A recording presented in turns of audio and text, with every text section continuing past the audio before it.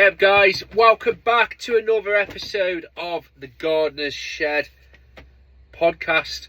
And what we're going to talk about in this episode today is my quoting process. It's going to be a standalone episode, so there's no fixed point in time when this will come out. But I like episodes like this. I try and keep them as up to date, but every so often it is handy to sort of have a few in the back. So that's a little insight into behind the scenes of the Gardener's Shed podcast show. If you come from the YouTube channel, you know it's all high production stakes. So what I'm going to do in this video is talk to you about my quoting process. I've found, I don't know if you guys are in agreement with me, but over the years the quoting process that I've gone through has had to get more and more robust, more and more on the ball with it, if that makes sense.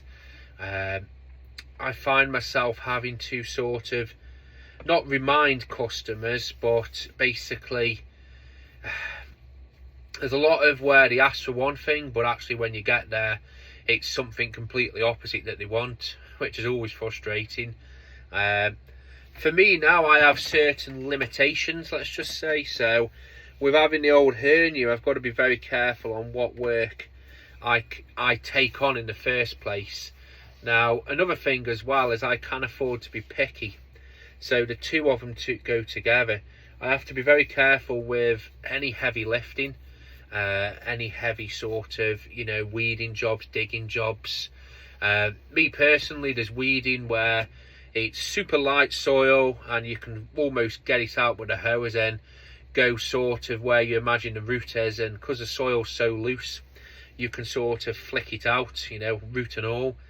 But then there's times where you go to borders and it's rock hard and it's a fork job, and or you're ripping turf out, and I just can't do it. I can't do it for me physical health, but also mentally I don't want to be doing it as well. I don't really enjoy work like that, if that makes sense. So as such, one of the things I do now is when I ring up, especially if they say, oh, I need my grass cutting, that's no problem. I don't need to go down that route of telling them that I can't do any heavy weeding jobs, any border jobs. But if it is that they say to me, oh, I need a gardener, have you got any availability? Well, one of the first things that I say, even before they tell me what they want doing, is I say to them that I can't do any heavy border work. I says I have to be very careful when it comes to borders and weeds. And weeding in general. I says if it is that it's standalone weeding, I won't be able to offer this as a service. But if you've got mainly lawns and hedges and shrubs, and then a little bit of border work, then certainly I'll come and have a look at it for you. And of all the people I've told that to, I've still had it where I get there and, oh well, my husband, he's on top of the grass and the shrubs, but we just need a hand with the borders, and you go and they're massive. And you just find yourself, and I think people need to understand this, but they never will, is I try and avoid this in the first place because it wastes their time, but also it's now wasted my time. And I find myself saying to people, unfortunately I can't help you, and they're just chancing it because they don't put up a fight. They don't say, well, you're here now. Anyway, so like I said as well, I've found that my quoting process has had to get more robust. I think it's the law of averages. The more work you do, the more customers you see. Not necessarily the more problems you encounter, but definitely on the front of the more sort of customers you come across. It is very true in the sense that you have to be on your guard. So a lot of this quoting process is how I look at it is, it's multiple stages when it comes to quoting. This is your first encounter of the customer. This is your first impression. So make the most of it and use that to your advantage. Number two, you're setting the ground rules and the expectations of your business, aka that's the customer's first impression of you. So I'll talk about the first one a little bit later, but the customer, that's their first impression of you. So if you say to them you'll get there some point on a Tuesday and you actually turn up on a Thursday, you've got a mark against your name, so to speak, especially if you haven't let them know. If you arrive scruffy and You know, the scruffy, as in you're naturally going to be a little bit scruffy because you are, you know, you're covered in grass clippings, stuff like that.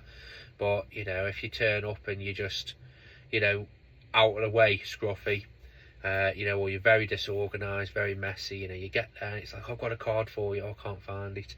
I can't remember my quoting pad, you know, all this sort of stuff.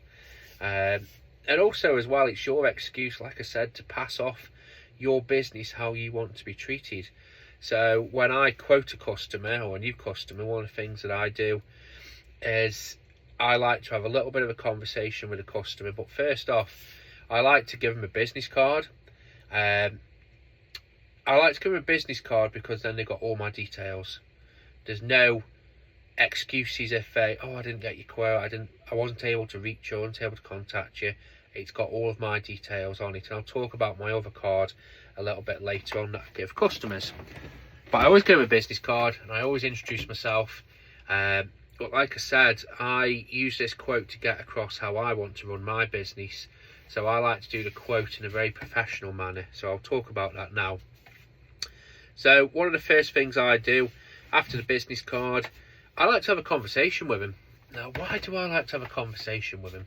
I like to have a few minutes just asking about their day, you know, showing a bit, not humanity, but showing that I've got a friendly side. So, hi, how's your day been? Have you had a good day today? You know, have you been off work and stuff like that? And, you know, if I see a dog bowl, I'll say, oh, have you got a dog? Or, you know, have you got a cat? You know, stuff like that. You know, you read your surroundings. But what that really is that's me I'm trying to work out that customer. I'm trying to get to know that customer.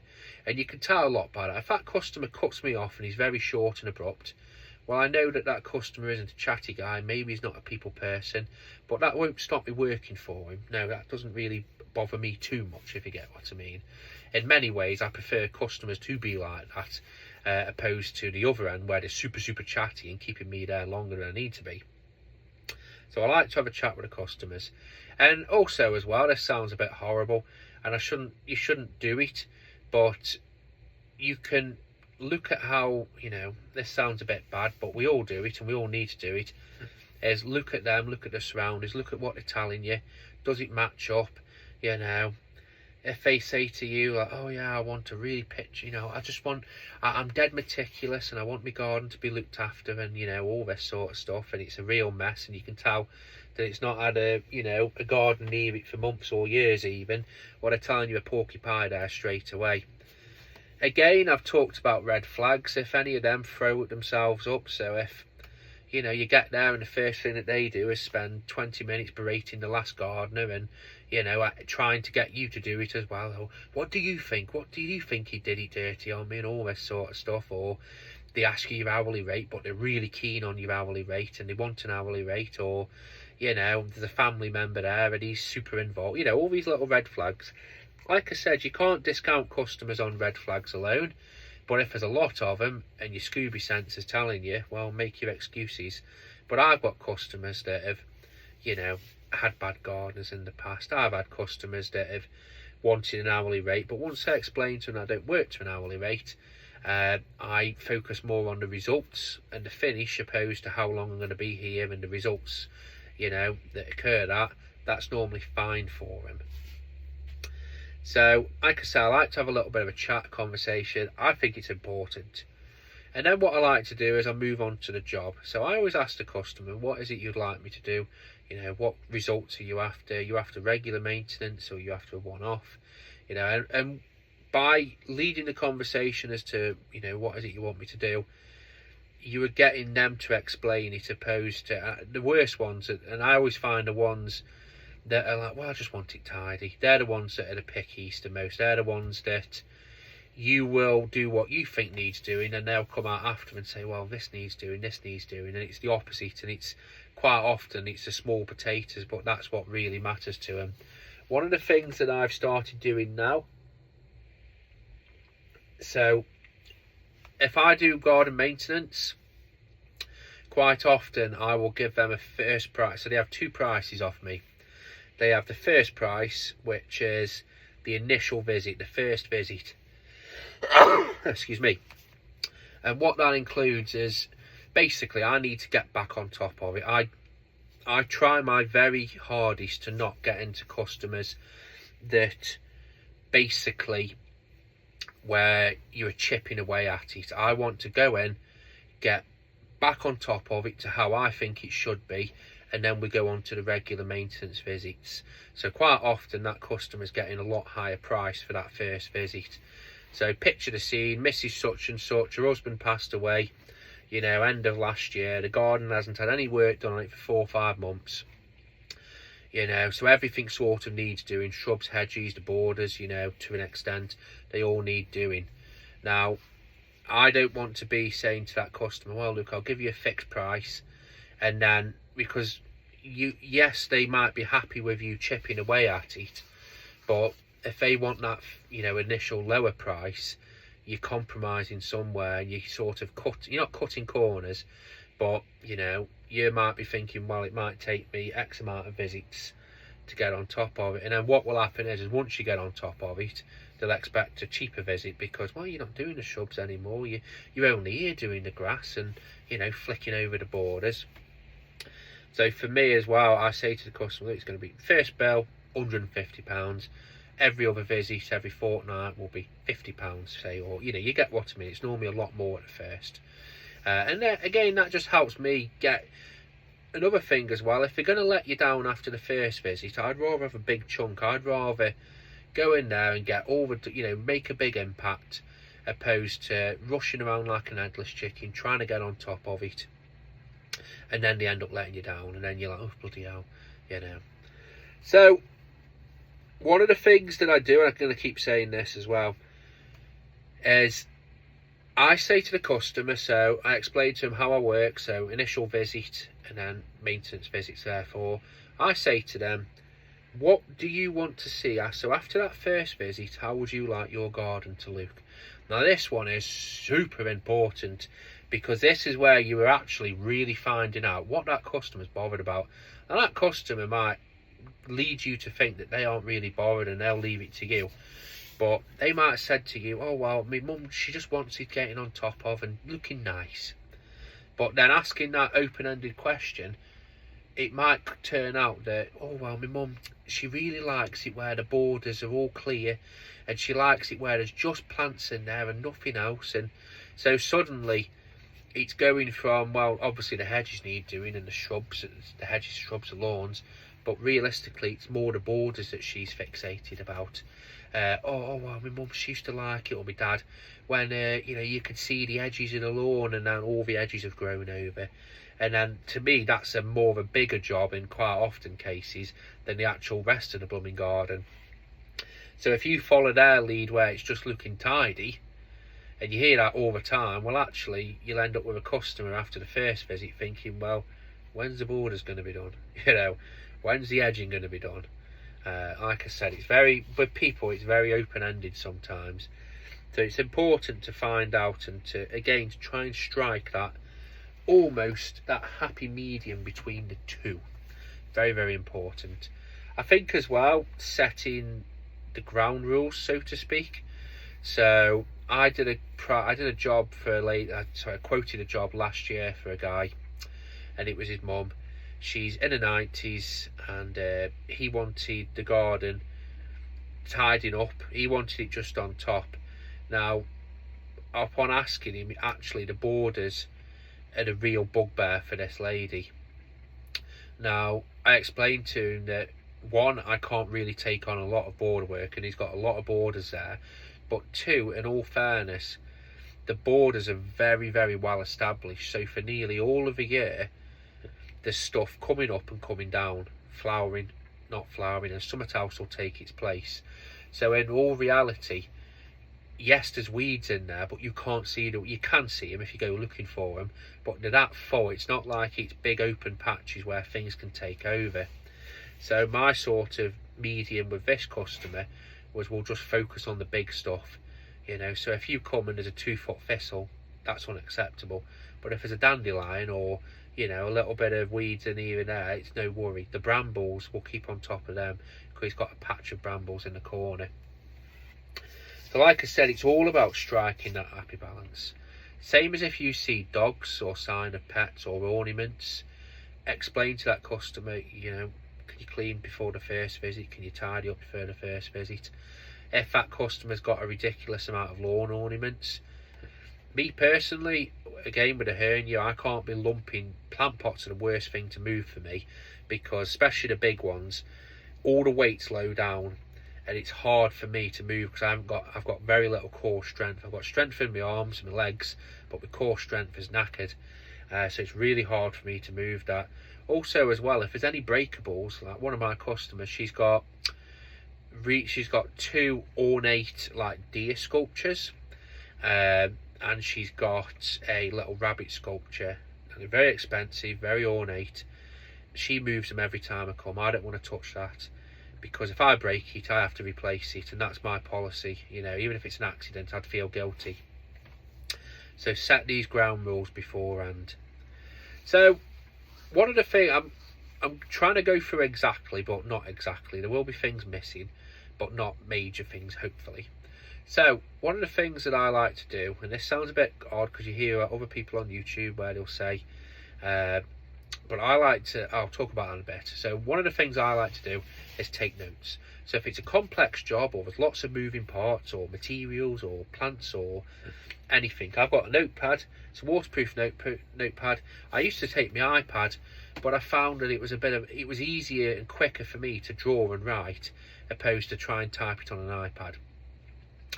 But writing down stuff, especially if it's right, this needs doing, this needs cutting down, this needs removing, draw a picture of the garden. You know, if they say apple tree cut down, draw the apple tree, you know, one circle.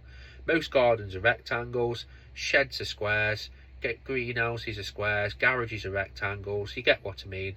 Draw the garden, top view down, because if they give you them instructions and you don't get round to that work for a few weeks, you know, yes, you can ask that customer, but what happens if that customer slips a few extra jobs in? You've got the notes down, and all this goes on to the quote, and it all forms a quote, and it's so blooming important. So, like I said, take notes. And I like to think when I'm taking notes, I'm showing the customer that I'm not only am I paying attention, but I'm on the ball.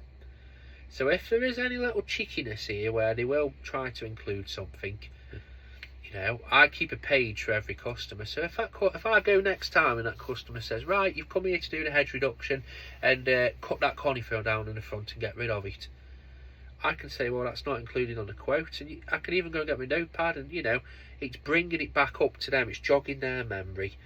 Don't get me wrong, things do happen from time to time. People make mistakes. People, you know, they'll say about cutting this down, but then actually they'll forget, or you know, they might forget they've not asked, but every so often people are a little bit cheeky, so you've got to be on your guard.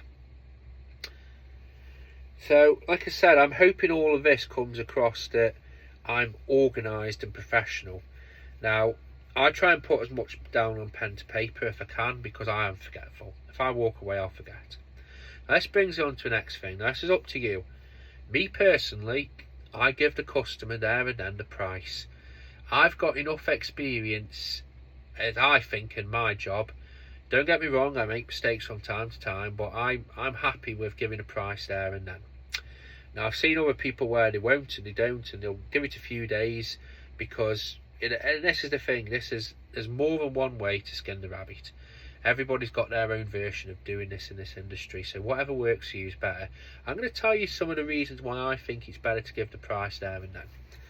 I think number one, we're in a buyer's economy.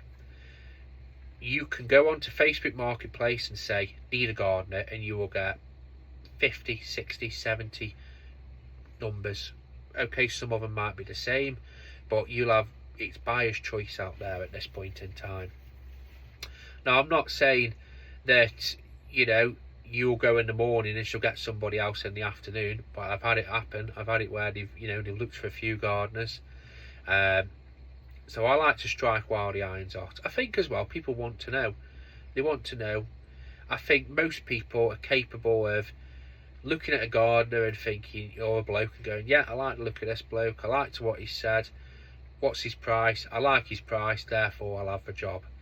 I think another thing as well, I'm not saying this in a negative way, but I think sometimes people might think, well, why has he got to go away and think about it? It's just a garden tidy. Surely he does garden tidies every single day, you know. That's another reason. And also as well, I mirror what I would like. I'd want the price there, and I wouldn't want to wait. I'd want to be able to, you know, go back into the missus and say, yeah, gardener has called me, wants 200 quid, 2,000, 20 quid to do this job, you know, you name a figure. So I give the price there and then. And I say to that customer, is everything okay? You know, quite often you can tell a lot by when you're giving the price. If they say I need to go and think about it, no problem at all.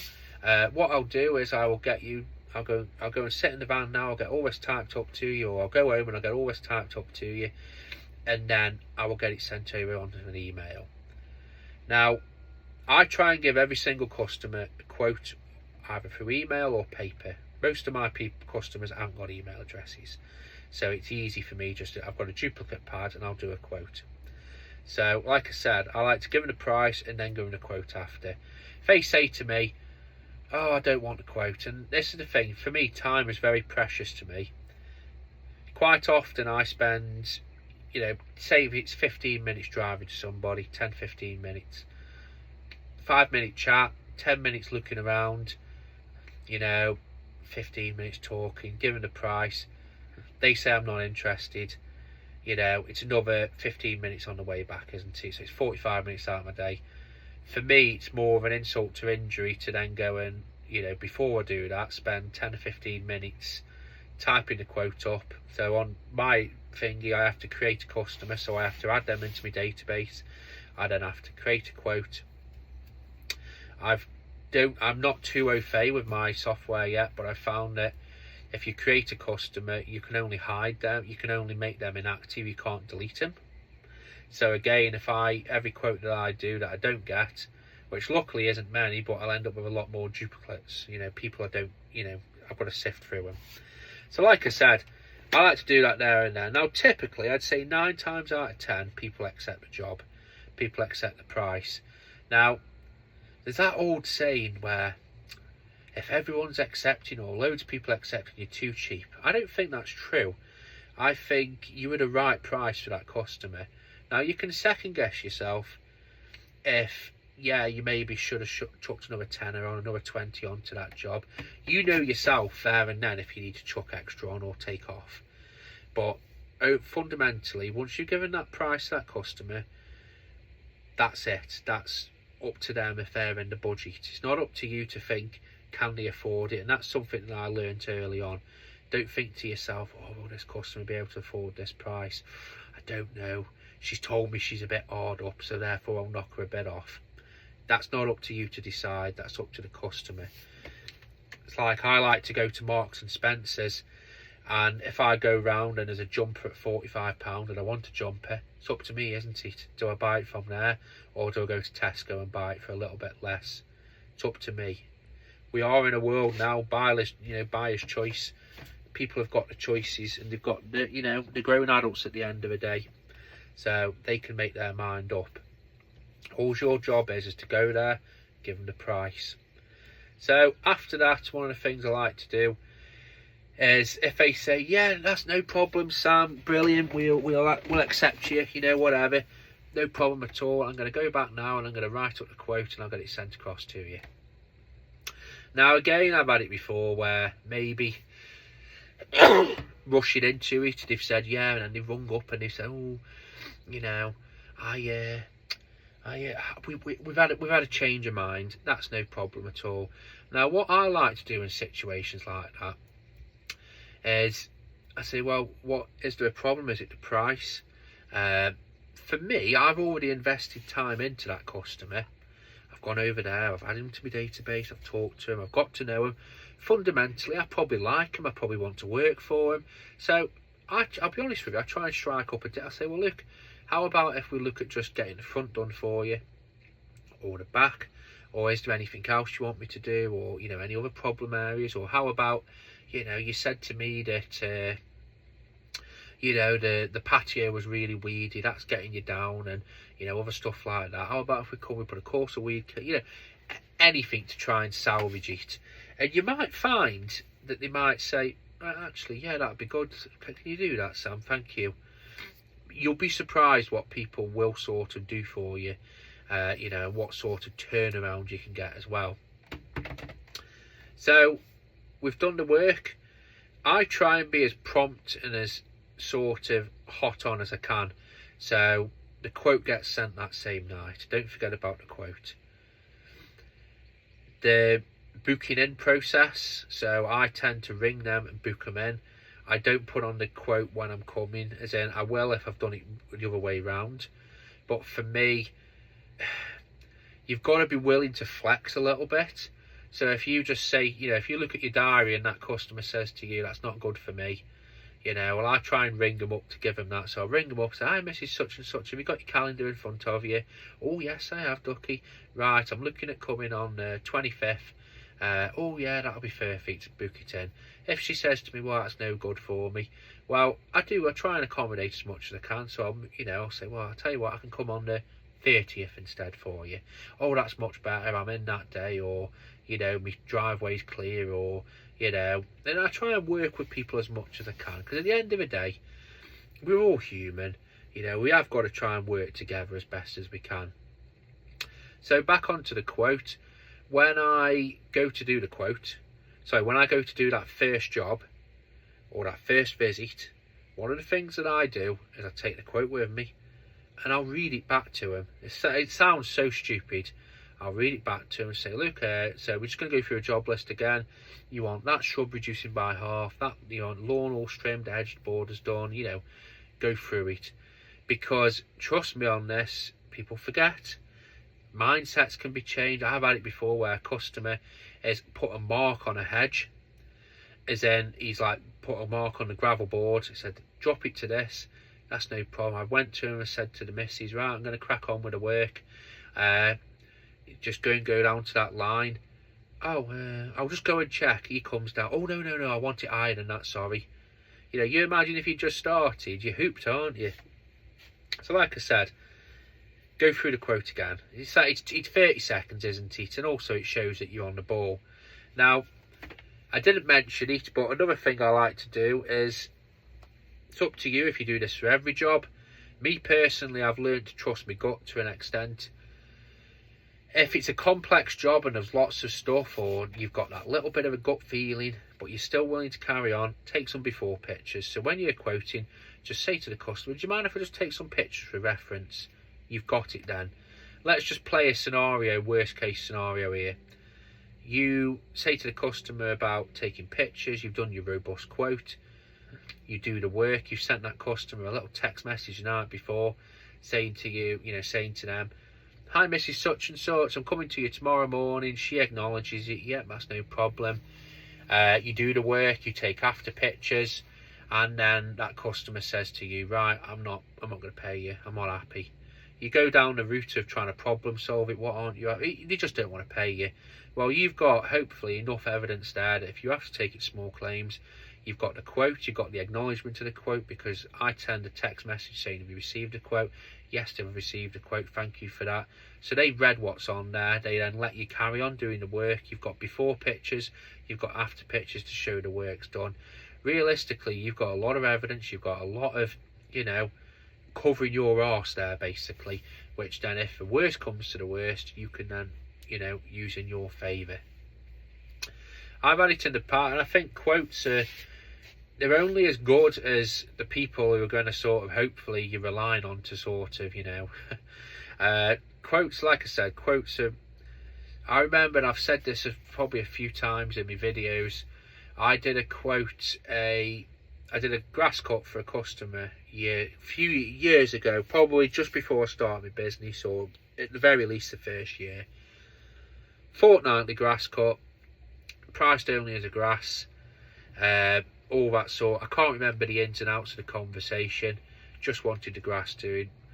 Quote, simple, back then, paper quote, duplicate pad, grass cut only, £25, 20 probably, you know, simple. I had a phone call. We always got on with the husband, the wife. They were a bit of an odd bunch, but we always got on. And I did the the visits went fine for many months. I noticed the borders were getting a little bit out of hand. You know, weeds creeping in, all this sort of stuff. But, you know, I just kept doing, you know, grass only sort of thing. I did say to him, and I've always said this, that I do other things. You know, so even now if people ring me up just for a grass cut, I'll price the grass cut, but I'll say to them, look, we can do the hedges for you, the shrubs, whatever, borders, you know, to an extent. And I had a phone call off the husband, very, very abrupt, very out of the blue. We've been having a talk, it's not working, we don't want you to come anymore. He was getting his nut off. My standard thing when people do go, you know, super mad at me, doesn't happen very often, is to just let them get it out of the system, take the bollocking basically, but then stand your ground. And then, you know, say your point, don't just let them bollock you and hang up, you know. So I tried to get my point across, what's the problem? You know, the missus come on the phone at this point. It's not the lawn, Sam, the lawn's not a problem, the lawn's fine. It's you've just not bothered with the borders. The borders, you can see how much of a mess they are. And I said, well, I did notice they were getting a bit weedy. You know, he was spewing in the back. And to me, I didn't know what the problem was here. I was just there to do the grass. End of the day, they're adults. They could say to me, Sam, the borders, you doing the borders? Did you do the borders? No, nothing like that. Basically, don't want you to come, all that. I says, look, I'm coming past your end tomorrow. I'll pop in for a chat. Popped in for a chat. I says, what's the problem? Well, you can see it, all this sort of stuff. I says, you've never asked me to do it. We did. You're here to do the borders and the grass. They got it into their head that it's an hourly rate as well. We pay you for an hour to do it. So you're only here half an hour most days. You've not done the borders. You clearly are. I says, no. I says, you paid me to do the grass. In the end, it got reverted back to the quote. I said, I says, I've only ever quoted, I said, I only written down grass cut only. No, you didn't. It's grass borders and whatever else, but, you know, really sort of hamming it up. I said, right, let me go and get the quote. Have you got the quote? I think so. She went and found it. I found mine first. I said, look, grass cut only, £20, whatever, 25. No, that's not the same as mine. It's a duplicate pad. You know, they had the original, I had the copied one, you know, all that sort of stuff. They got it, and it did just say grass cut only, egg on the face. And in the end, they did back off, and, well, they didn't back off, sorry. They then tried to turn it round to, well, you can see that it needs doing. I said, that's no problem. I said, I can spend extra time next time, and I'll just give you, you know, a price before I start the work. Well, after all this confusion, we thought you'd have done them for free. No, even back then, I was learning to stand my ground. In the end, I ended up walking away from the job. I didn't like how he spoke to me, or she spoke to me. At the end of the day, they're adults. They could have spoken at any point. You know, the borders don't go out of control straight away. It's been a few months. At any point in time, they could have said to me, Sam, are you doing the borders? Sam, will you do the borders? Sam, I thought you were going to do the... Nothing like that. They'd either let it build up and then, you know, was expecting me to do it for free, or, you know, they were trying to not blackmail, but, you know, get me to do it for free basically. So I walked away from it. He did ring me back up to see if I'd come back and, you know, apologise. I said, I'm sorry, but, you know, I can't work for you when you're like this. So again, you've got to stick to your guns, learn to when to walk away.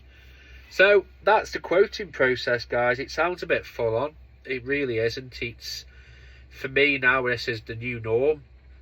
I found that the quoting process, as I said at the very start of this video, has gotten more rigid, more in detail, let's just say, more sort of, you're not sort of back coverage, but I don't know what it is with people. There's more people that don't know what they want. There's more people that ask for things, but they're not actually clear on what they want.